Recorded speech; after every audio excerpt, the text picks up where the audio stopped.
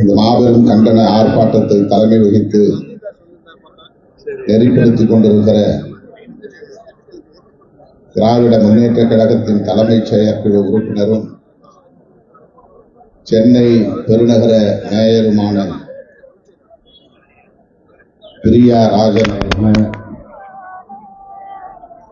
இதனை முன்னிலை வகித்து சிறப்பித்துக் கொண்டிருக்கிற சென்னை வடக்கு மாவட்ட பொறுப்பாளர் சட்டமன்ற உறுப்பினர் ஆதி சேகர் அவர்களே, இந்நிகழ்வில் பங்கேற்று இதனை சிறப்பித்துக் கொண்டிருக்கிற நமது தோழமை கட்சிகளை சார்ந்த முன்னணி தலைவர்களே, எனக்கு முன்னர் உரையாற்றி இந்த நடைமுறையை நாம் ஏன் எதிர்க்கிறோம் என்பதை விளக்கி அமர்ந்திருக்கிற மார்க்சிஸ்ட் கம்யூனிஸ்ட் கட்சியின் மாநில செயலாளர் பெருமதிப்பிற்குரிய தோழர் பே. சண்முகம் அவர்களே, நிறைவாக நம்மிடையே எழுச்சி உரை ஆற்றவிருக்கிற மறுமலர்ச்சி திராவிட முன்னேற்ற கழகத்தின் தலைவரும் அண்ணன் தளபதி அவர்களின்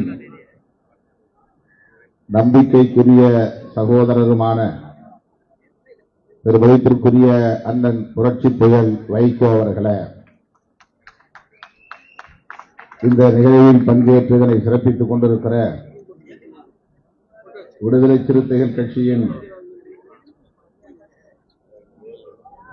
மாவட்ட செயலாளர் தேத்துப்பட்டு இளங்கோ அவர்களே, வழக்குரைஞர் அப்புன் அவர்களே,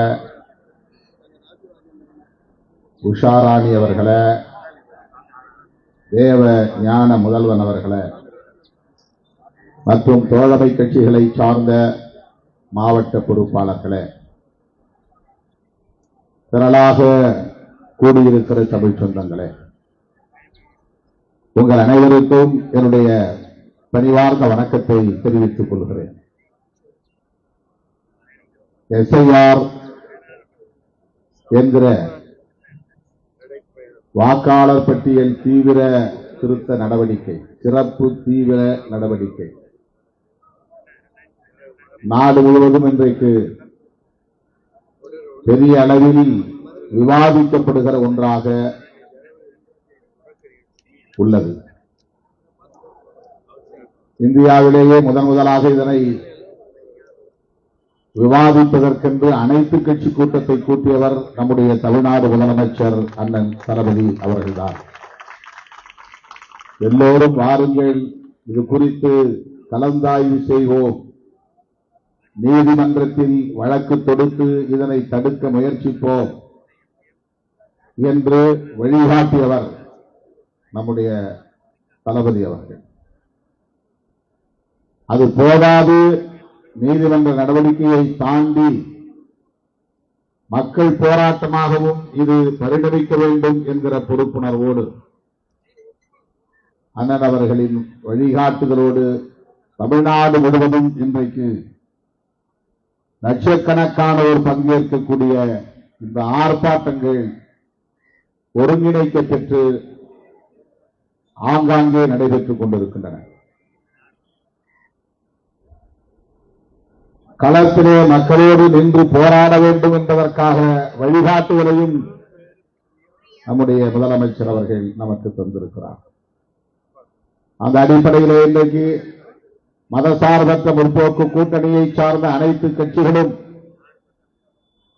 திராவிட முன்னேற்ற கழகத்தின் முன்னெடுப்பிலே தமிழகம் தழுவிய அளவில் இந்த மாபெரும் ஆர்ப்பாட்டத்தில் நாம் பங்கேற்று வருகிறோம். அண்ணன் சேகர்பாபு அவர்களுடைய முன்முயற்சியில் இன்றைக்கு இந்த பகுதியில் நடைபெற்றுக் கொண்டிருக்கிற இந்த மாபெரும் ஆர்ப்பாட்டத்திலே பங்கேற்று உரையாற்றக்கூடிய ஒரு வாய்ப்பை பெற்றதை எண்ணி நான் மகிழ்ச்சி அடைகிறேன். தோழர்களே, வாக்காளர் பட்டியல் திருத்தம் என்பது நாம் ஒவ்வொரு தேர்தலின் போதும் சந்தித்து வருகிற நடவடிக்கைதான். புதிதாக வாக்காளர்களை சேர்ப்பது, இறந்து போனவர்களின் பெயர்களை பட்டியலில் இருந்து நீக்குவது, மாவட்டம் விட்டு மாவட்டம் புலம்பெயர்ந்தவர்களின் பெயர்களை நீக்குவது, தவறுதலாக பெயர்கள் பிழையோடு பதிவாகி இருந்தால் அந்த பிழைகளை திருத்தம் செய்வது என்கிற நடவடிக்கை அவ்வப்போது நடைபெற்றுக் கொண்டே வருகிறது. தேர்தல் நடக்கும் போதெல்லாம் நாடாளுமன்ற பொதுத் தேர்தலாக இருந்தாலும் சட்டமன்ற பொதுத் தேர்தலாக இருந்தாலும் இந்த வாக்காளர் பட்டியல் சீராய்வு என்பது அவ்வப்போது நடைபெற்று வருகிற ஒன்றுதான். இது நமக்கு தெரிந்த உண்மை. தேர்தல் அல்லாத காலத்திலும் நடக்கும். அதிகாரிகள் அதை செய்வார்கள். தேர்தலுக்கும் அதற்கும் சம்பந்தம் இருக்காது. ஆனால் வாக்காளர்கள் இருக்கிறார்களா, அவர்கள் புலம்பெயர்ந்து விட்டார்களா, இறந்து விட்டார்களா என்று ஆய்வு செய்கிற நடவடிக்கை. அதை ஆங்கிலத்திலே இன்டென்சிவ் ரிவிஷன் என்று சொல்லுகிறார்கள். அது தேர்தல் நடைபெறும் காலத்தில் இருக்காது, எப்போது வேண்டுமானாலும் செய்வார்கள். தேர்தலுக்கு முன்பு நடப்பது சம்மரி ரிவிஷன் என்று சொல்வார்கள். அது கட்டாயம் நடந்தாக வேண்டும். ஒவ்வொரு தேர்தலின் போதும் நடக்கும்.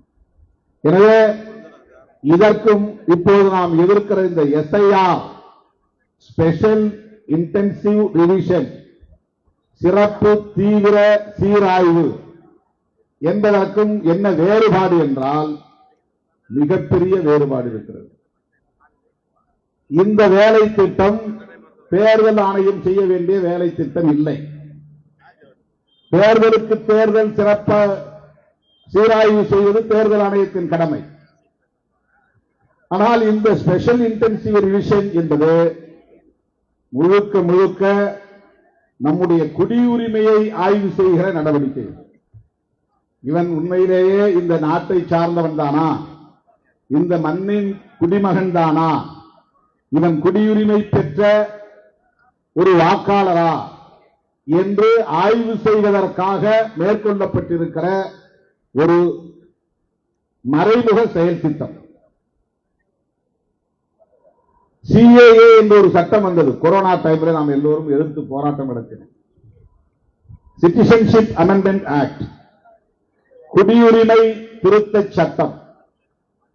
அதனை எதிர்த்து நாடு முழுவதும் கொந்தளிப்பு ஏற்பட்டது. நாடாளுமன்றத்தின் இரு அவைகளிலும் நாம் அதனை கடுமையாக எதிர்த்தோம். ஆனால் கொரோனா நேரத்தில் அந்த போராட்டம் சிதறி போனது, சிதைந்து போனது. அதை தொடர்ந்து முன்னெடுக்க முடியவில்லை. சட்டங்கள் நிறைவேறிவிட்டன. அந்த சிஏஏ என்கிற சட்டத்தை அடிப்படையாக கொண்டு நேஷனல் பாப்புலேஷன் ரெஜிஸ்டர், தேசிய மக்கள் தொகை பதிவேடு, நேஷனல் ரெஜிஸ்டர் ஆஃப் சிட்டிசன்ஷிப், குடிமக்கள் தேசிய பேரேடு, இந்த இரண்டையும் உருவாக்குவது என்கிற சட்டம்.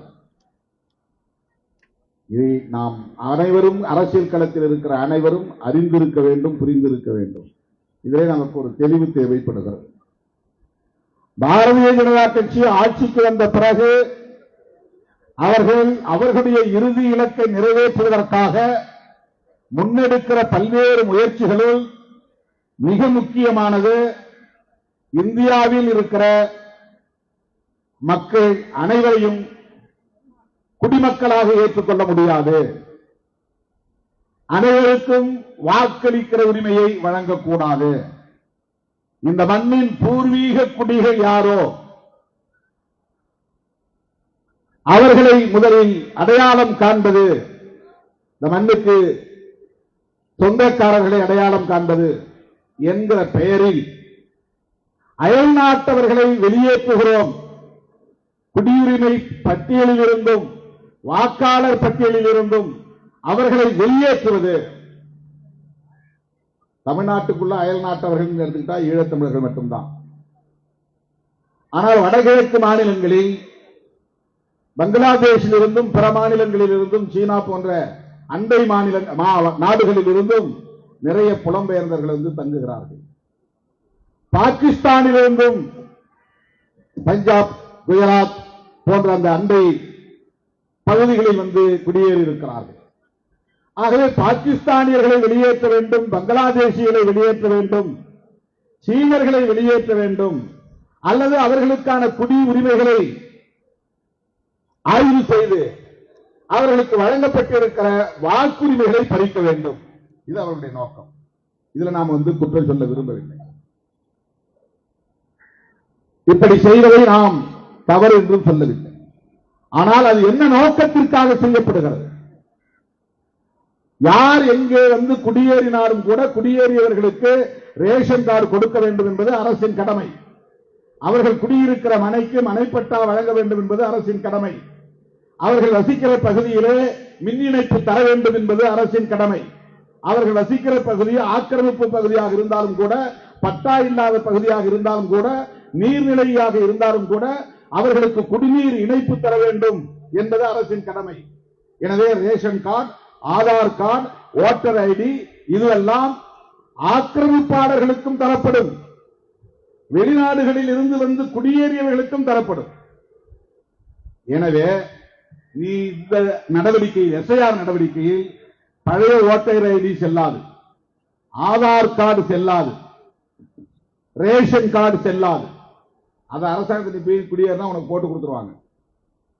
அது கொடுத்துதான் ஆகணும். ஒருத்தன் குடியிருக்கிறான், ஒரு தேசத்துக்குள்ள குடியிருக்கிறான்னா அவனுடைய அடிப்படை வசதிகளை செய்து தர வேண்டிய பொறுப்பு அரசுக்கு உள்ளது.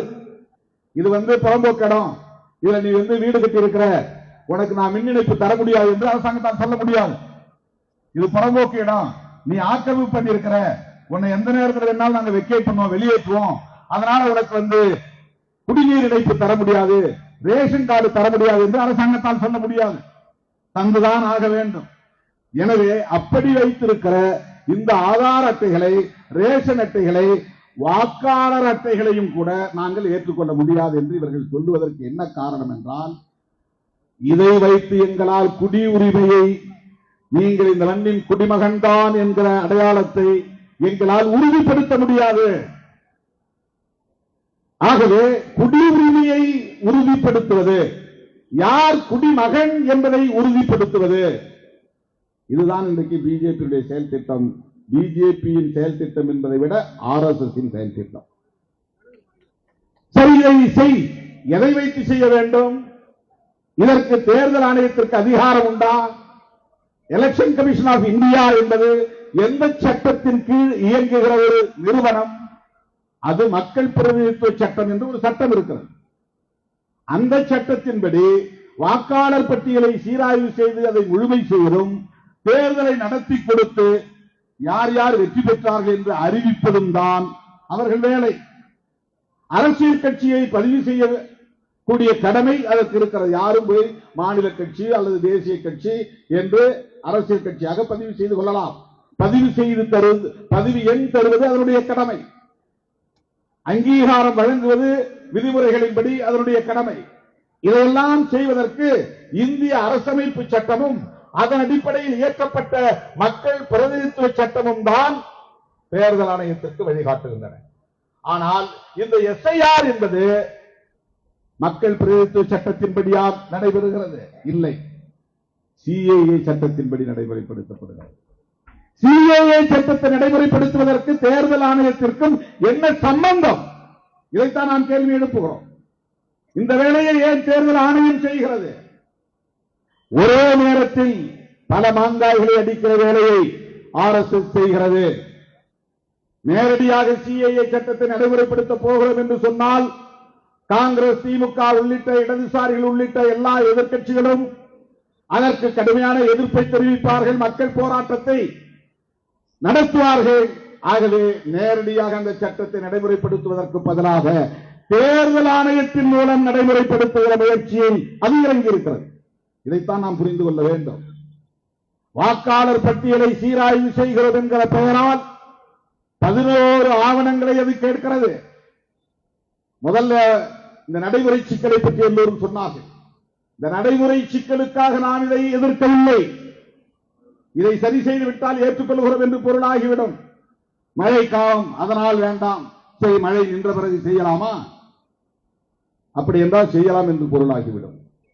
கிறிஸ்துமஸ் காலம் எங்களால் அதில் கவனம் செலுத்த முடியாது என்று சொன்னால் கிறிஸ்துமஸ் முடிந்த பிறகு செய்யலாமா? செய்யலாம் என்று பொருளாகிவிடும். அது அல்ல. ஒவ்வொரு பிஎல்ஓ பூத் லெவல் ஆபீசர்ஸ் அவங்க போடுறாங்க, அவங்க வீடு வீடா வந்து விண்ணப்பம் கொடுப்பாங்க. அந்த விண்ணப்பத்தை பூர்த்தி செய்து நான் இந்த நாட்டின் குடிமகன்தான் என்று உறுதிப்படுத்த வேண்டிய பொறுப்பை நம் தலையில் கட்டுகிறார்கள். இதுக்கு முன்னாடி நீ வந்து ஒரு ரேஷன் கார்டு காட்டினா வாக்காளர் பட்டியலில் உன் பேர் சேர்ந்துரும், அல்லது ஆதார் கார்டு கட்டினா வாக்காளர் பட்டியலில் உன் பேர் சேர்ந்துரும். அட்ரஸ், பேரு, அப்பா பேரு, வயசு. உனக்கு ஒரு ஓட்டர் ஐடி கொடுத்துருவாங்க. தேர்தல் நேரத்தில் ஓட்டர் ஐடி எடுத்துட்டு போனா ஓட்டு போட்டு வந்துடலாம், அவ்வளவுதான். ஆனால் இப்போ உங்க அப்பா பெயர் என்ன, அல்லது உன் கணவர் பெயர் என்ன, அல்லது உன் மனைவி பெயர் என்ன, இவர்கள் ஏற்கனவே 2002ஆம் ஆண்டு எடுக்கப்பட்ட எஸ்ஐஆர் மூலம் பதிவாகி இருக்கிற வாக்காளர் பட்டியலில் இடம்பெற்றிருக்கிறார்களா அதை கண்டுபிடிச்சு பதிவு பண்ணுறான். 2002ல எங்க அப்பாவுக்கு அல்லது எங்க அம்மாவுக்கு வாக்காளர் பட்டியலில் பெயர் இருக்கா இல்லையான்னு நான் செக் பண்ணணும். அதுக்கு வந்து பூத் லெவல் ஆபீசர் வந்து உதவி செய்வாங்க. அப்படி செய்யக்கூடிய இடத்துல நெட் வேலை செய்யணும், செல்போன்ல வேலை செய்யலன்னா செய்ய முடியாது. இதுதான் நடைமுறை சிக்கல். அதுல பேர் இல்லைன்னா உன் பேர் சேர்க்க மாட்டாங்க. இதெல்லாம் கைட்லைன்ஸ் உச்ச நீதிமன்றத்தில் சொல்றான். 2002 அல்லது 2003 நீ வாக்காளர் பட்டியல் தீவிர திருத்தம் நடத்தினாயா என்று கேட்டால் அதற்கு எந்த ஆதாரமும் இல்லை. சுப்ரீம் கோர்ட்ல வேணாலும் எவிடன்ஸ் ப்ரூவ் பண்ண முடியல. சொல்றான், ஓரலா சொல்றான், நாங்க நடத்தணும், எஸ்ஐஆர் நடத்தணும். 2001 தான் தமிழ்நாட்டில் எலெக்ஷன் நடந்துச்சு. 2002 நமக்கு பொருந்தாது. அதுக்கு பிறகு 2006 தான் எலெக்ஷன் நடந்துச்சு. 2002 நடந்த எஸ்ஐஆரின் படி அந்த வாக்காளர் பட்டியலில் பெற்றோரின் அல்லது கணவன் அல்லது மனைவியின் பெயர் இடம்பெற்றிருந்தால் அந்த விவரத்தை இந்த விண்ணப்பத்திலே பதிவு செய்ய வேண்டும். அதுக்கு அடுத்து ஒரு 12 ஆவணங்களை சொல்றான். அதுல இந்த 3 ஆவணங்கள் கிடையாது. சுப்ரீம் கோர்ட் கடுமையா கண்டிச்ச பிறகு ஆதார் அட்டையை வேணா சேர்த்துக்கலாம் ஒரு கண்டிஷனோட ஒப்புதல் கொடுத்திருக்கிறான். பிஎல்ஓ வந்து அதை ரிஜெக்ட் பண்ணாலும் பண்ண முடியுங்கிற அதிகாரத்தோட, ஏற்றுக்கொண்டாலும் ஏற்றுக்கொள்ளலாம், மறுத்தாலும் மறுக்கலாம். அந்த அதிகாரத்தோடு 12வது ஆவணமா ஆதார் அட்டையை சேர்த்திருக்கிறாங்க. இதுல என்ன கேட்கிறான்னு சொன்னா, உன்னுடைய அப்பாவோ அல்லது நீயோ இந்த மண்ணின் குடிமகன் தான் என்பதை உறுதிப்படுத்துவதற்கான ஆதாரம் தேவை. சொத்து பத்திரம் இருந்தால் அதை காட்ட வேண்டும். அதுக்கு முன்னாடி பதிவாகி இருந்தா காட்டணும். 11 ஆவணங்களும் அவன் கேட்கிற 11 ஆவணங்களும் ஆதார் அட்டை இல்லாம நீ இந்த நாட்டின் குடிமகன் தான் என்பதை உறுதிப்படுத்துவதற்கான பத்திரங்களோ அல்லது ஒவ்வொரு ஆவணங்களையோ காட்ட வேண்டும். அவன் லிஸ்ட் பண்ணிட்டான் இந்த 11 ஆவணங்களை. அதை காட்டலன்னா உன் பேர் அதில் இருக்காது, இடம்பெறாது. இத இந்துக்களும் பாதிக்கப்படுவார்கள், இஸ்லாமியர்களும் பாதிக்கப்படுவார்கள், யாரும் பாதிக்கப்படுவார்கள். ஆனால் அதை பற்றி அவனுக்கு கவலை இல்லை. அவனுக்கு தேவை என்ஆர்சி என்கிற பெயரேடு, நேஷனல் ரிஜிஸ்டர் ஆஃப் சிட்டிசன்ஸ். இந்த தேர்தலில் என்ன நடக்குதுங்கிறத பற்றி, தேர்தலில் ஜெயிக்கிறது அது வேற தில்லுமுள்ளு, அதுக்கு தனி, அது ஓட்டு திருட்டு, அது தனி நடவடிக்கை, அது தனி நடவடிக்கை. ஆனால் அவன் தூய்மைப்படுத்த விரும்புவது, முழுமைப்படுத்த விரும்புவது சாதாரண மக்களிடத்துல. இப்ப எங்க அம்மாவுக்கு வந்து டேட் ஆஃப் பர்த் நான் எப்படி ப்ரூவ் பண்ண முடியும்? அவங்களுக்கு அவங்க பிறந்த காலத்துல எந்த பதிவும் இல்லை. அவங்களுக்கு ஜாதகம் கூட எழுதி வைக்கல. ஜாதகம் எழுதி வச்சுட்டா கூட அதை ஒரு ஆவணமா அவன் எடுத்துக்குவானான்னு தெரியல. அந்த 11 ஆவணத்தில் அது இல்லை. இப்ப எனக்கு வந்து டேட் ஆஃப் பர்த் வந்து என்னுடைய ஸ்கூல் சர்டிபிகேட் இருக்குது. எனக்கு வந்து கார்பரேஷன் நான் பிறக்கல, அதனால எந்த ரெக்கார்டும் கிடையாது. கிராமத்தில் பிறந்தேன். எனக்கு இருக்கிற ஒரே ஆவணம் ஸ்கூல் எஸ்எஸ்எல்சி புக்ல இருக்கிறது தான். நான் பிறந்தது உண்மையிலே வந்து ஆவணி மாசம் 1ஆம் தேதி, ஆகஸ்ட் 17ஆம் தேதி. ஆனா என்னுடைய ஜாதகத்துல, என்னுடைய ரெஜிஸ்டர்ல ஜூலை 10 எழுதி வச்சிருக்கிறாங்க. ஜூலை 10, 1962. அது உண்மையான தேதி இல்லை, ஒரு தோராயமா போட்ட தேதி. அது எப்படி போடுவாங்கன்னா, அப்படி கையை குடிச்சு காதை தொட சொல்லுவாங்க. இந்த வலது கையை எடுத்து இடது பக்கம் அல்லது இடது கையை எடுத்து வலது பக்கம் காதை தொட்டா இவனுக்கு 5 வயசு முடிஞ்சிருச்சு அப்படின்னு ஒரு தோராயமா ஒரு மாதத்தை போட்டு ஒரு தேதியை போட்டு அப்ப யாரு ஹெட்மாஸ்டரா இருக்காரோ அவரு போடுற தேதி தான் நம்முடைய பிறந்த நாள். அவர் விருப்பத்துக்கு மாதிரி போட்டுருவார். அப்படிதான் இப்ப எனக்கு பிறந்த தேதிக்கான ஆதாரத்தை காட்ட முடியும். என் தாய்க்கு பிறந்த தேதியை ஆதாரத்தை காட்ட முடியாது. ஸ்கூல் சர்டிபிகேட் கிடையாது. சரி, வேற ஏதாவது ப்ராப்பர்ட்டி உண்டா? எங்க பரம்பரையில யாருக்குமே சொத்து கிடையாது. எனக்கு என் பேர்லையும் கிடையாது, எங்க அப்பா பேர்லையும் கிடையாது, எங்க அம்மா பேர்லையும் கிடையாது, எங்க தாத்தா பேர்லையும் கிடையாது. சும்மா புறம்போக்கில் ஒரு 10 குடிசையில தான் எல்லாருமே வாழ்ந்தோம். எங்களுக்கு அதுக்கே பட்டா கிடையாது. நீண்ட காலமா பட்டா இல்லை. இப்ப நான் தலையெடுத்த பிறகுதான் பட்டா கொடுத்துருக்காங்க. அந்த பட்டாவுக்கான ஆதாரமும் கிடையாது. அப்படி பட்டா சீட்டு இந்த வீட்டுல இல்ல. தேடினா எடுத்துடலாம். இப்ப எங்க அம்மாவுக்கு நான் இந்த 11 ஆவணத்துல எந்த ஆவணத்தை காட்ட முடியும்? அவங்க இந்த ஊர்ல தான் பிறந்தாங்க, இந்த தேதியில தான் பிறந்தாங்க, அவங்களுக்கு இந்த வயசு என்று ஆதாரத்தை எப்படி என்னால் உறுதிப்படுத்த முடியும்? பேர் சேர்க்க முடியாது, வாக்காளர் பட்டியலில் சேர்க்க முடியாது. இந்த ஒரு வாரத்துல தமிழ்நாட்டில் 25% பேருடைய பெயர்கள் வாக்காளர் பட்டியலில் இருந்து நீக்கப்படுவதாக அறிவிக்கப்பட்டிருக்கிறது. இது வாக்காளர்களை அந்த பட்டியலில் இருந்து பெயர்களை நீக்குவது என்கிற நிலையோடு நின்றுவிடவில்லை. குடியுரிமையை பறித்து நீ குடிமகனே இல்லை என்ற நிலையை உருவாக்குகிற போது குடிமகனாக இல்லாதவர்களுக்கு எந்த உரிமையும் பெற முடியாது. நீ ரிசர்வேஷனே கேட்க முடியாது, வேலைவாய்ப்பை கேட்க முடியாது, வெல்ஃபேர் ஸ்கீம்ஸ் அரசு நலத்திட்டங்களையும் உன்னால பெற முடியாது. இந்த தலைமுறையில பெற்றுள்ளோம் வச்சுங்க, அடுத்த தலைமுறையில கட்டாயமா அகதிகளாக்கப்படுவோம். அமெரிக்கா போன்ற நாடுகளில் அந்நிய நாடுகளை சார்ந்தவர்களை அடைத்து வைப்பதற்கென்று சிறப்பு அகதிகள் முகாம்களை உருவாக்கி வைத்திருக்கிறார்கள். மெக்சிகோவில் இருந்தும் பல நாடுகளில் இருந்து வந்து குடியேறியவர்களை வாக்காளர்கள் அல்லாதவர்கள், வாக்குரிமை அல்லாதவர்கள், குடியுரிமை அல்லாதவர்கள் என்று தனிமைப்படுத்தி அகதிகள் முகாம்களில் அடைத்து வைத்திருக்கிறார்கள். இந்தியாவிலும் வடகிழக்கு மாகாணங்களில் ஒரு சில அசாம் போன்ற மாகாணங்களில் அந்த முயற்சி நடைபெற்றுக் கொண்டிருக்கிறது. அதுக்கான முகாம்களை உருவாக்க இருக்கிறார்கள். அதற்கு நிதி ஒதுக்கீடு செய்திருக்கிறார்கள். அப்படி இந்தியா முழுவதும் வாக்காளர் பட்டியலில் இருந்து பெயர் நீக்கம் செய்யப்பட்டவர்களை குடியுரிமையற்றவர்கள் ஆக்கி அவர்களை அகதி முகாம்களில் அடைத்து வைக்கக்கூடிய நிலை எதிர்காலத்தில் ஏற்படும். இதெல்லாம் வெறும் கற்பனை கிடையாது, யூகம் கிடையாது.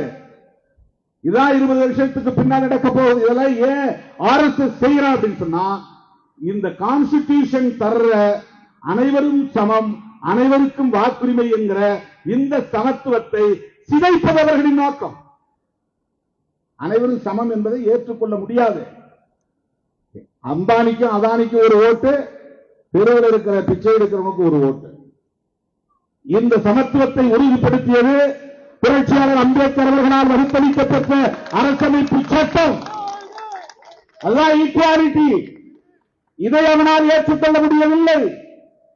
தொடக்க காலத்தில் பிரிட்டிஷ் ஆட்சி காலத்தில் உயர் சாதி வகுப்பை சார்ந்தவர்களுக்கும் கல்வி கற்றவர்களுக்கும் பட்டாவை திருந்தவர்களுக்கும் மட்டும்தான் வாக்குரிமை இருந்தது.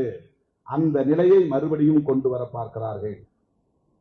பட்டா போன்ற சொத்து பத்திரங்களை அல்லது இதர ஆவணங்களை காட்ட முடியாதவர்கள் வாக்குரிமையற்றவர்களாக மாற்றப்படுவார்கள். சிறுபான்மை சமூகத்தை சார்ந்தவர்களும் பெரும்பான்மையானவர்கள் வாக்குரிமையற்றவர்களாக மாற்றப்படுவார்கள். ரொம்ப தெளிவாக, பட்டவர்த்தனமாக, அப்பட்டமாக குடியுரிமையை உறுதி செய்வதற்கான ஒரு சிறப்பு நடவடிக்கையாகத்தான் இந்த SIR என்கிற நடவடிக்கை மேற்கொள்ளப்படுகிறது. இதனுடைய இறுதி இலக்கு என்ன என்றால், அவன் விரும்புகிற காலத்தில் காங்கிரஸ் இல்லாத ஒரு தேசம் உருவாகும், இடதுசாரிகள் இல்லாத ஒரு தேசம் உருவாகும், எதிர்க்கட்சிகள் இல்லாத ஒரு தேசம் உருவாகும். ஏனென்றால் சிறுபான்மையினரும் பெரும்பாலான உழைக்கும் வர்க்கமும் ஏழை மக்களும் இடதுசாரிகள் உள்ளிட்ட திராவிட முன்னேற்ற கழகம், காங்கிரஸ், விடுதலை சிறுத்தைகள் போன்ற இந்த கட்சிகளையே 90% ஆதரிக்கிறார்கள். அவர்கள் அத்தனை பேருக்குமான வாக்குரிமையை பறித்துவிட்டால் இந்த இயக்கங்கள் எதிர்காலத்தில் வீரியத்தோடு செயல்பட முடியாமல் போய்விடும். மீண்டும் காங்கிரஸ் புத்துணர்ச்சி பெற்று ஆட்சிக்கு வர விடாமல் தடுத்துவிட முடியும். இந்துக்கள் மட்டுமே, அதுவும் மதவாத சக்திகள் மட்டுமே பெரும்பான்மையானவர்களாக கணிசமான வாக்காளர்களாக மாறுகிற போது இந்திய அரசமைப்பு சட்டத்தை தூக்கி எறிந்துவிட்டு அவர்கள் விரும்புகிற மதச்சார்புள்ள ஒரு தேசத்தை கட்டமைக்கப் போகிறார்கள். கோல்வாக்கரின் கனவை நனவாக்க வேண்டுமானால், ஹெட்கேவாரின் கனவை நனவாக்க வேண்டுமானால், வீர சாவர்கரின் கனவை நனவாக்க வேண்டுமானால் அவர்கள் அறுதி பெரும்பான்மை. இந்த மாநிலத்தில் திமுக ஆளுகிறது, கேரளாவில் கம்யூனிஸ்ட் ஆளுகிறது, மேற்கு வங்கத்தில் மம்தா பானர்ஜி, கர்நாடகாவிலே காங்கிரஸ், தெலுங்கானாவிலே காங்கிரஸ், பீகாரிலே ஆர்ஜேடி வர வாய்ப்பு இருக்கிறது, உத்தரப்பிரதேசத்தில் அகிலேஷ் யாதவ் வர வாய்ப்பு இருக்கிறது.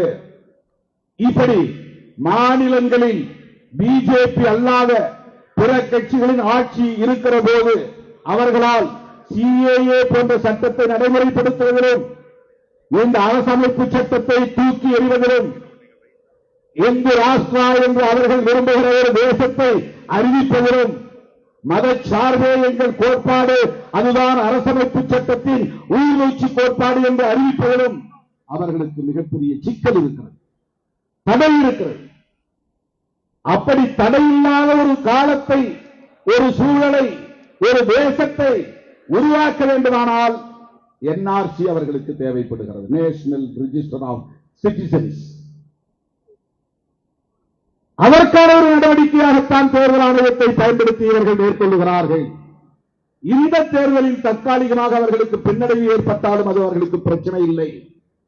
மாநில தேர்தல்களில் அவர்களுக்கு ஏற்படுகிற தோல்வி அவர்களுக்கு பிரச்சனை இல்லை.